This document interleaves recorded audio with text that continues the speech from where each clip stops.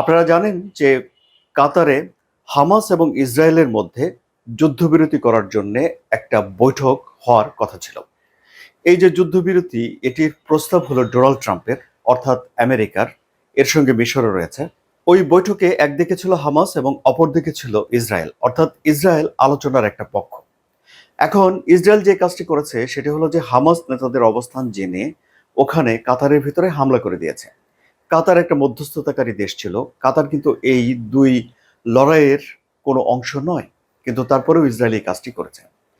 এখন ওই হামলায় হামাসের 5 জন নেতা মারা গেছেন এবং কাতারের একজন সেনা মারা গেছে। কাজেই কাতারের যে সেনা মারা গেছেন তার জন্য দুঃখ প্রকাশ করেছে ইসরায়েল। হামাসের যারা সেখানে নিহত হয়েছে তাদের ব্যাপারে কিন্তু ইসরায়েল কোনো কথা বলেনি, বরং ইসরায়েল আরো উল্টো বলছে যে পৃথিবীর যেখানেই হামাসের নেতারা গিয়ে থাকুক না কেন, তাদেরকে সাজার আওতায় আনা হবে, অর্থাৎ তাদেরকে হামলা করার বিষয় করা হবে। এই বিষয়টি ইসরায়েল মোটামুটিভাবে বলে রাখছে। এমনকি ইসরায়েলের প্রধানমন্ত্রী বেনিয়ামিন নেতানিয়াহু মনে করেন যে তার সীমানার বাইরে গিয়েও বিশ্বের বিভিন্ন জায়গাতে তার নিজের নিরাপত্তা রক্ষা করার অধিকার তার দেশের আছে, অর্থাৎ তিনি মনে করেন যে পৃথিবীর সব দেশেরই এটি আছে।